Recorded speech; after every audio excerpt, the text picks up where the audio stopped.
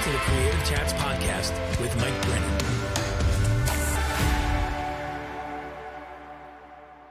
Hey, welcome friends to another episode of Creative Chats. It's the podcast for artists, makers, and content creators where we talk about creativity, the creative process, and story.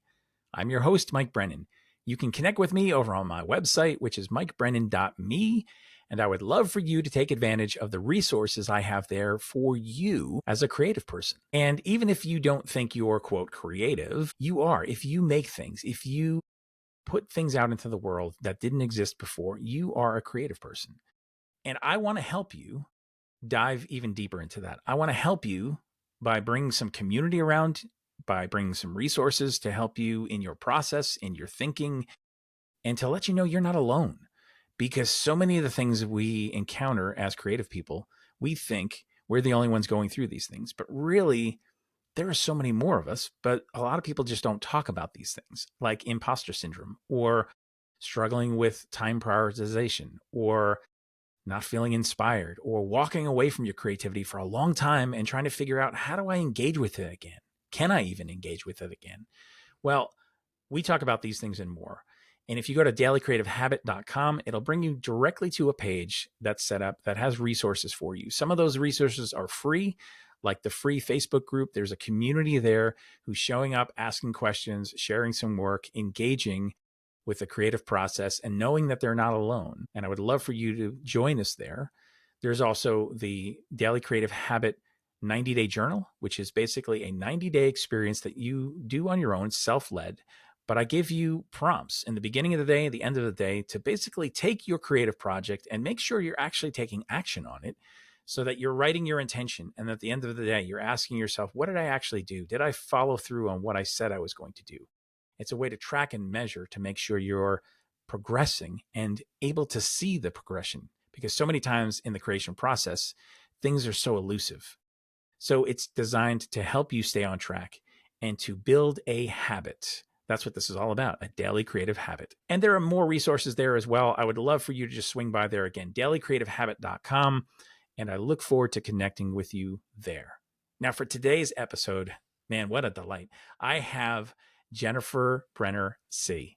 And she is, man, an advocate who is so passionate about taking artists and organizations and bringing them together so that they can link arms and there can be a conversation that maybe happens that wasn't happening prior. It is just a delight to have this conversation where we can talk about when everybody does what is in their passion to do, they show up and they put their work out into the world. We also need to partner with people, and finding the right partners is huge. We talk about strategy today, and that is another huge thing that so many of us creative people, we don't think about, or we think about in the wrong terms. And so this conversation, I know, is going to be inspirational. It's going to be educational. It may give you some next steps, and you might actually want to connect with Jennifer and Art Plus Artisans. You may really feel like this is someplace that you can link arms with, and to help bring your art to maybe some public spaces, to some corporate buildings. A lot of the clientele that they work with, you can see there.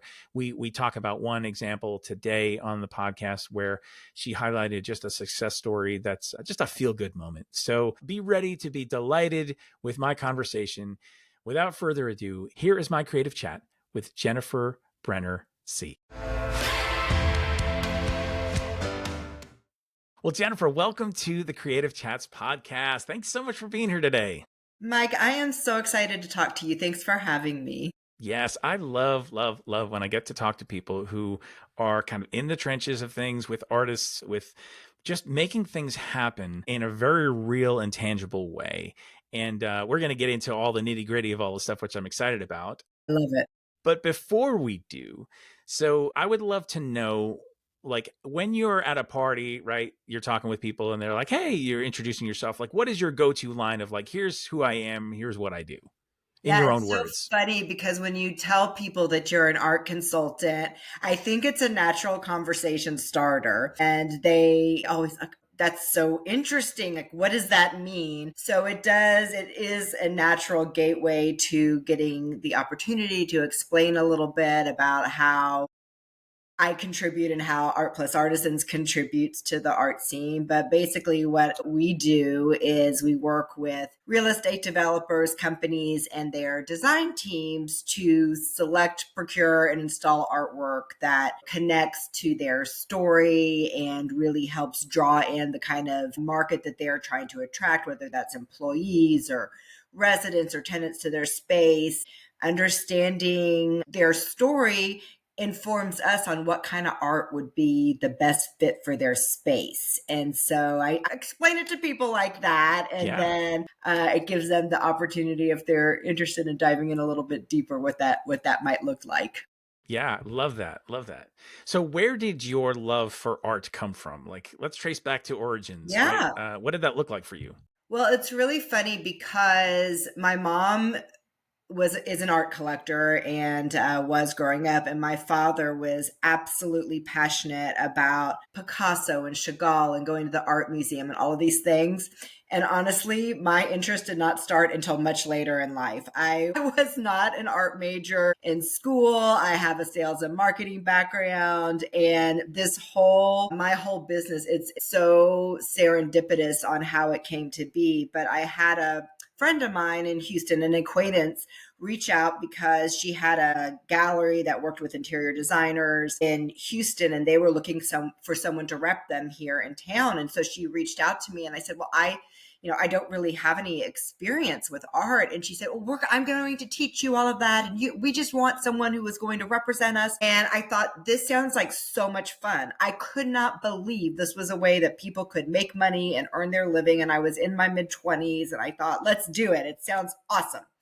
So once I started working doing that, I wanted to immerse myself in the art scene and discover this new world that I was entering. And so I started going to events and meeting artists. And when I would meet them and they found out that I sold art, they would be like, you have to come to my studio. I want you to see my art. And so this was my art education. My art education was meeting tons of artists and going to their studio and seeing their process. And I absolutely fell in love. Like, I fell in love with the art. I fell in love with the artists. And it really changed the course of my entire life. And I became so passionate about it. So what would happen is I would go and meet with clients, and I had, this is kind of when Giclées were just coming out, and the gallery I was working for got all of their art at these huge art expos, Art Expo New York and Vegas and LA. But it's not like it was work from actual artists that I knew. So when I would go to meet with clients and I would show them, well, I have this work from the gallery, but I also am working with these local artists, and we could do something custom, and it could be, very unique. And like, they loved that idea. And then the pieces we were creating for these spaces were so cool. And we would go to the installation, and as soon as they would go up, like, employees would just go crazy, and the artists were so excited to have their work being placed, and the client would be so excited.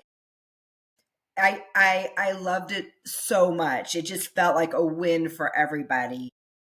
And that's, I was doing kind of both of these worlds for a few years, where I would sell, my artists that I knew, and then also the work from the gallery.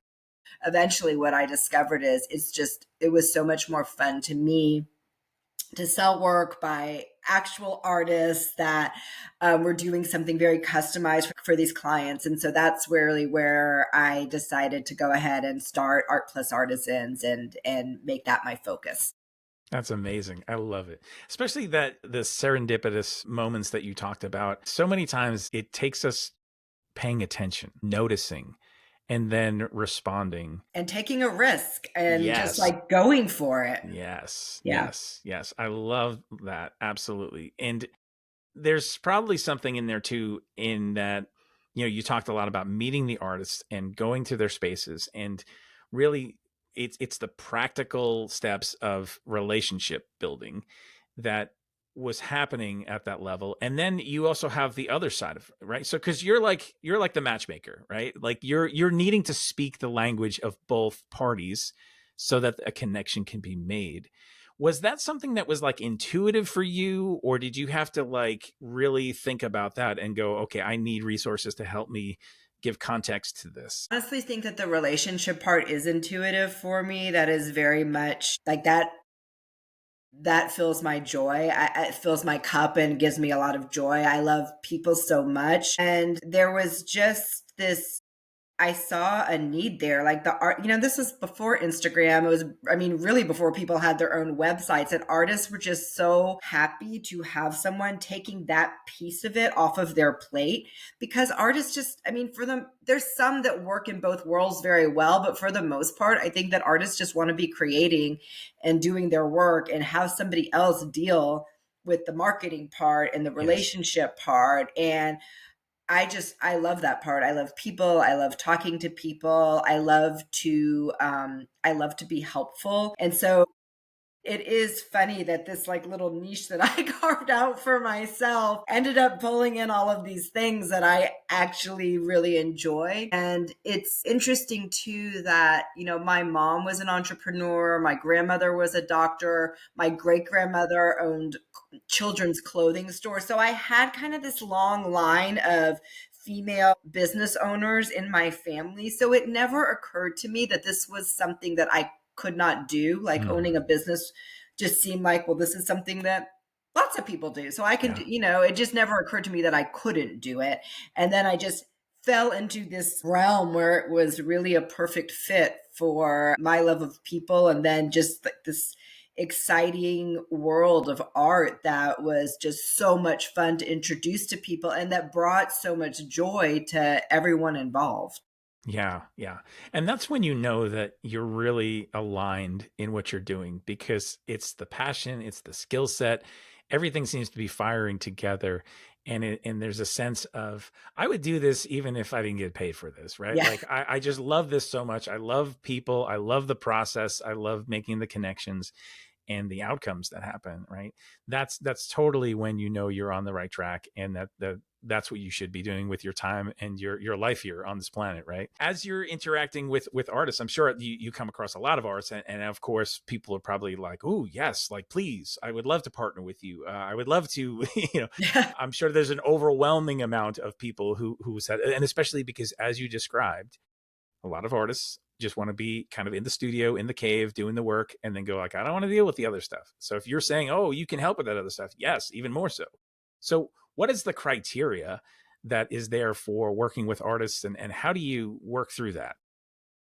It's interesting, and I think what's happened is over the years it's just grown. So I mean, we do work on commercial projects, but that being said, we do not specialize or focus on any one realm. So we work with companies, we work with real estate developers that are doing multifamily and more those kinds of residential projects. We don't work with individual people on their houses, but for these public spaces, we do a lot of work with that. Student housing, we do some healthcare, we do some higher ed, and all of these different kinds of projects have different requirements and different criteria. You're not going to put the same thing in a healthcare environment where you're trying to create kind of this very soothing and healing and peaceful and calm environment as you're going to put in a student housing,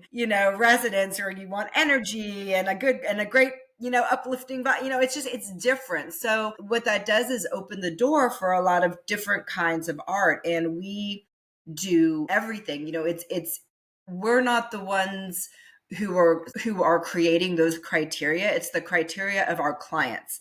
And so it really keeps it's very wide because different projects just require different things. And we do everything from, a simple piece that's good on the wall to massive interactive sculptures that are outside, and or something, hey, some atrium sculpture. So things that require a lot of structural engineering and maybe electrical and data, the whole breadth of things. So it's very wide open as to what the criteria might be, because there's just so many different kinds of projects that we work on. Yeah, yeah, that makes sense. That makes sense. And some of the projects you're describing, I mean, I know that like especially public art is something that people love to interact with. And I've had experiences where I've sat back and I've, kind of done my interaction with it, but then sat back and watched other people. And it's always amazing to see how people approach something and what they bring to it, not just it being this object or this sculpture or this piece of art that's there, but all of a sudden it becomes something more personal. And that's what I think is the beauty of art, how it can speak to us and invite us into something, an experience, and we bring I ourselves, right? agree with that so much. And I think it's just this huge benefit that art brings to our public spaces is that opportunity for human connection and Yeah. interaction. And that's what I frequently am trying to explain to real estate developers and to CEOs, that by bringing art into their spaces, you are inviting people in and attracting people and creating this connection and interaction that would not happen otherwise. And we crave that. That's what people want. That's what we're naturally drawn to. And so by having art in our public spaces, in a building, in a development, you are creating a space that people want to be. And in offices, you are creating an environment that people are going to enjoy working in. And that's the goal of these companies and developers, is they want people to choose to come to their spaces, and they Yeah. want them to come back again and again. So using artwork as a catalyst for human connection, which we crave, and for community, it's just a natural fit. It makes sense. And I think it just requires just educating people that this is, by including art, it's going to help them meet their whatever their vision and their larger goals. It's strategic. It's not just, I want to put this here because it's pretty. It is pretty, but on top of that, it has the strategic value to helping you achieve the broader goals that they are wanting to achieve for their properties and their companies to begin with. Yeah. I love that you use that word strategic, because I think so many times that gets lost for artists and creators, because there's so much about the process and so much about the feeling of what is happening while you're creating. Maybe it's, okay, and then I'm connecting with the audience, but strategy is not something that is, I don't think, taught well or taught at all sometimes in terms of an artist's training. And I was fortunate enough, my background is graphic design. And so I came in through things through a more commercial lens of, and understanding marketing and understanding more of the business and corporate world through the lens. And then being able to take my own art and go, okay, now I understand some of the conversations that are happening, some of the strategy that needs to be in place. So I appreciate you highlighting that, because so many times I think people aren't even thinking about that. And that's huge, because that's all going to determine what is your approach and who are you going to connect with, and what does this look like for you as a creative person, and who is it that you're going to help. So I love that you're making those connections for people as well. Thank you. One of the other things I want to ask though too is, like, so we talked a little bit about the artist side and saying, okay, here are almost like the pain points, if you will, of the artist, and saying, I don't want to deal with all the admin stuff and the marketing stuff. On the other side, because you're dealing with two conversations, right? On the other side, the businesses, what are some of the conversations that are happening on that side? So artists might be able to be aware and say, oh, this isn't simply just I have something, they need it, and then like they're kind of up here and I'm over here and there's that exchange, but rather there's a conversation happening, and me understanding here's what's happening on the other side of the conversation. Like, can you fill us in a little bit on that?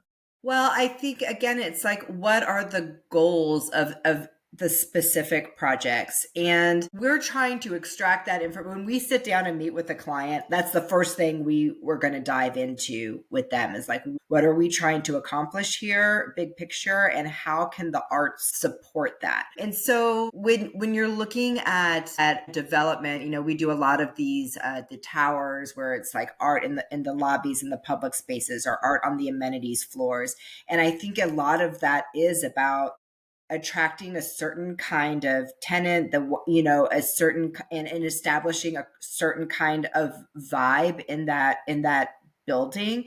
And that's where art is so useful. And I think that educating the client on the value that art brings is so important. And I try to, my mission right now, Mike, is to like make that earlier in the process so that they have an actual budget for art and that they're not trying to do this at the end where it's just like kind of the scraps of the budget are left over and they're, and so they're not going to get the impact from art that they would have had they thought about it and been more intentional at the beginning of the project and put in a bigger number. So it's like I'm always trying to explain to them, like, we as humans are inspired by art. We're more creative when there's studies. There's a lot of studies. And so I think showing people the research on the actual kind of, ROI, developers always want to know about the ROI. So, with artwork, I feel like it's two ways. There's like these benefits that are tangible, like a mural can increase property value by 20 to 35%, or it can attract 30% more foot traffic. And when there's more foot traffic, there's higher retail sales. So there's like these tangible benefits. But then there's also these intangible benefits about how do we feel in this space. And when we feel happier, we will be more creative. We will be more productive. We will tell people, hey, this is a great space. Like we're 70 something percent more likely to tell people about a space when there's art there because we feel great about it. We loved that environment. We're more likely to pass it on. So I think that artists just need to reach out and make people aware of their work as best they can. Like work with the consultants, find out who is placing art. I still don't think that the marketing needs to be on their shoulders. I think that they need to be in the studio creating their work, but like have your Instagram, promote your work, have your website, make sure you're getting yourself out there so that people can see you and find you. Go to different events where you can promote your work. I think that these days people are more interested in art and the value than they've ever been. And there's so much out there. So getting plugged into the community and seeing like, how can I get my art out there? Like it's important that you at least have like a base level of being able to promote yourself, out there so people can find you. Yeah, absolutely. Yeah. And I think even if you're not the one who's necessarily doing all the stuff and you do partner with somebody, having an understanding of something, of why you do it or why you need to, that can go a long way because there's also, I think, a sense of agency and ownership you have over your own journey, where if you are asking someone to partner with you, you at least then can be sure that, again, there's alignment there and that maybe somebody's not taking advantage of you or something's not going sideways and you're just kind of like, I don't really know what's happening over there because I'm staying over here. And so I always think it's great to, like you said before, have education, have conversations where you're understanding process and you're understanding why these things need to be in place, regardless of who does them. And I think it's really great if artists can to get great installation shots of your work. Get your work, get photographs of your work installed because it is hard. And I deal with commercial clients. So when you're selling to residential and your work is in a gallery and someone can go and see it, or it's at some place where they can go and see that piece of work and it's going to go in their home, I think that's one thing. When you're working with clients that are going to be placing artwork in a building, a lot of times they're selecting it from photographs. You have to have great photographs of your work, and it's so much more helpful to have photographs of the work installed so people can visualize what it looks like in a space. Because most of the clients that we work with, they're not art people. And so it's really hard for them to just see a detailed shot, a close-up of a piece of art and visualize like, what is the scale of that piece? What does that piece look like when it's hanging on a wall? They can't see it. So having, any, like, if it's not a photograph, like a rendering of your piece in a larger space so people can understand the context and just realize that in a commercial environment, most of these people just aren't art people. So anything that art and artists can provide to help a client visualize what this is helpful. Having a written explanation of your process so they can like understand that a little bit more, I think that's helpful too. Yeah, that's great advice. And it really does come down to communication. It's saying, I'm creating this thing and I want people to understand it and access it. Therefore, what can I do to help that communication flow even clearer and easier? Make things simple for people. Don't make them do extra work, because people won't do that extra work, That is right? so true. Yeah, make it easy. Make it easy Yes. for us to buy your work. Yes, exactly. Exactly. Yeah. I'm wondering, is there like a story or an experience that you can think of that is like, this is something that is really makes me smile, in terms of like maybe a success story or something that was a great experience that you could share with us today?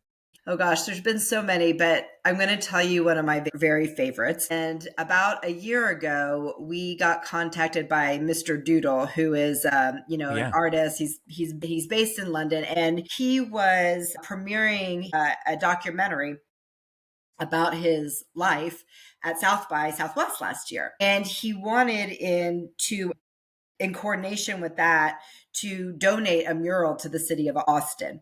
And so he originally reached out to the city, but he did it 2 weeks before before he was coming to South by. And the city of Austin, most cities do not move that fast, and I can tell you the city of Austin definitely does not move that fast. And as it so happened, one of my an employee who used to work for me worked at the city, and she knew that we were probably a better fit for this project, and so she had referred him to us. And I was able to find just like the perfect location for the mural, sign off by the building owner, put together a ground crew of local Austin artists and muralists who were going to help with the installation. And we were able to secure the equipment and just like everything we needed. And the story is so long and I won't go into all of that, but I will just say that every obstacle that could have happened, and it did happen. It was the most complicated installation you can imagine. We couldn't get permits. Like there was just like one thing after another. But again, with the serendipity, like the forces of nature came together, and we, challenge by challenge, like overcame it. My team was incredible. Mr. Doodle's team was incredible. All of these local artists. And even the night of, it was just like one thing after another, with the cops trying to stop it and just like all of these things. It was nuts. But there was this huge crowd that had gathered. They were cheering. Like it was, I was so inspired. And it was like one of the lifts broke down, and the guy from the rental company lived 45 minutes away. He came back out at 3 a.m. to like fix it. So it was truly every single person working together to make this happen. And there were so many times, even during the night, I was like, this building is going to be half done. He's never going to be able to finish it. And then something would happen and we would like overcome that hurdle. And when it was done, I cried. It was the most inspiring night of community. And every time I see that mural, it just brings a smile to my face. And I will tell you that there is a time lapse of that mural being installed that has 46 million views on social. It's still growing. So That's it's awesome. just like, just the power of the evening was captured, and people continue to respond to it and to love that mural. And it's so gratifying. Yeah. I absolutely love the fact that people came together for that and played the part that they needed to play, and it sounds like went above and beyond in some circumstances. Totally went above I and think that beyond. that's when it's a community thing. It's not simply just this artist thing or this establishment's thing or what. It's a community thing, because people see themselves in it. They play their part. They're excited to do that and make that happen. And I love that, when you look at this, or I'm sure when any of those people look at this, they're reminded of, yes, there were hurdles, there were struggles to get this thing going, but there it is. And to know they contributed to something bigger than themselves, that's a Yes. tremendous thing to be a part of. Oh my God, it was so powerful. It's like a night that no one who was there will ever forget it. It was just incredible. Yeah, yeah. So good, so good. I'm wondering, is there anything else that you would say in terms of advice to artists if they're even interested? Like they're going, okay, I'm listening to this conversation, I'm loving what you're talking about. Maybe they want to take a next step and contact you. Like, what are the things that they should be thinking? What is some advice that you might offer an artist right now? Yeah. So, I mean, I think they need to have their website and their Instagram, kind of like what we were talking, just kind of have the professional side of it, have some great photos of their work. We are always looking for new artists to present in any medium, no matter where you live in the country. So on the Art Plus Artisans website, you can go to the Contact Us page, and there's a place for artists to submit their work, upload their images. It gets it in front of our entire curatorial team. And I know that, there's other art consultants too, like just taking that step to get your work out there.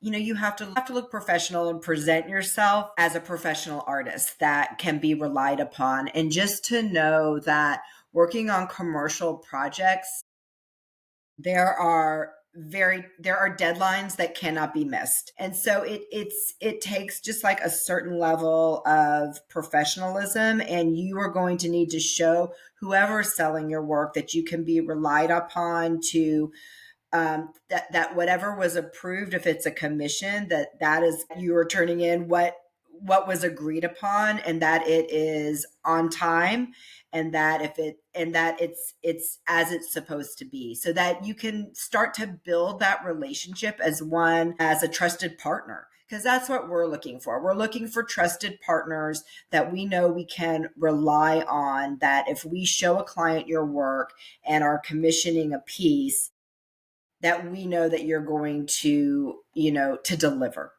Yeah. And that's what builds trust. And then what happens is, once that trust is built, we might be able to come back with professional photos of your work because we had that photo shot. You're able to add that to a resume. Like, this is a partnership between, and everyone has to hold up their end of the bargain. But if you provide great work, if you are easy to work with, if you communicate, and if you do what you say you're going to do, that's the way to start building your reputation. It's like, it's the work being quality and you being a reliable person to work with. Like, that's what builds your Yes. reputation.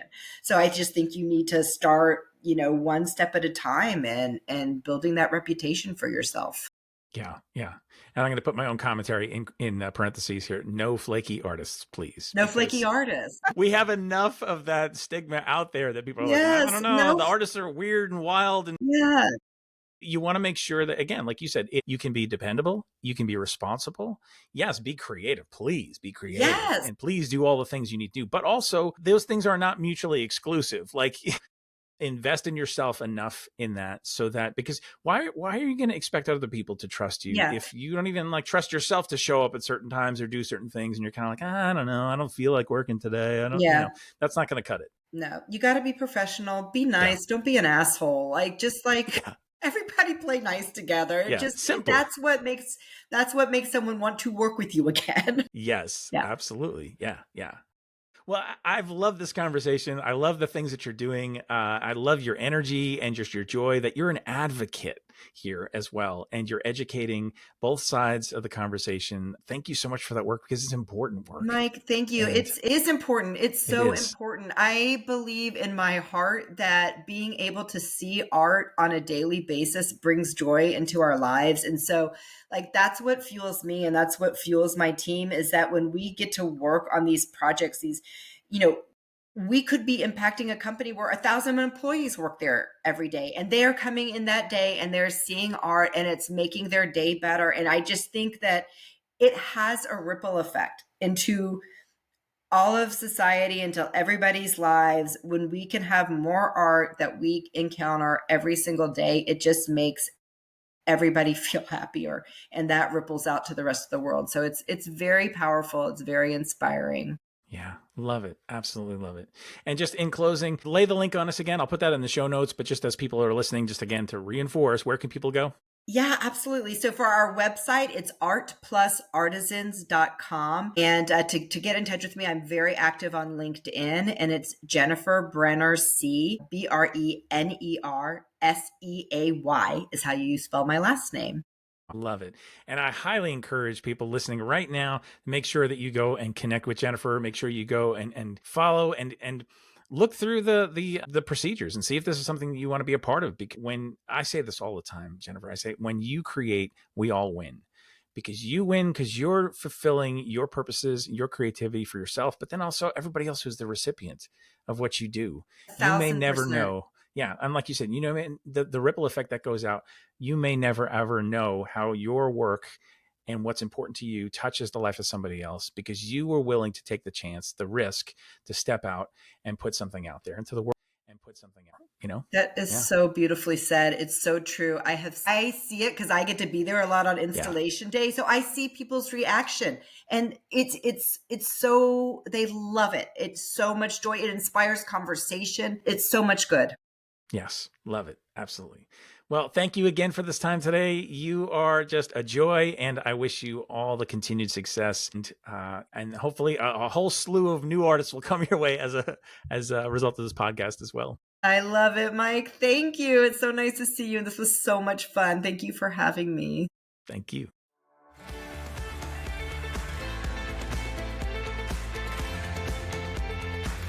Thanks for listening today. I'd appreciate it if you would subscribe, leave a rating and a review. It really helps this podcast be seen and heard by others.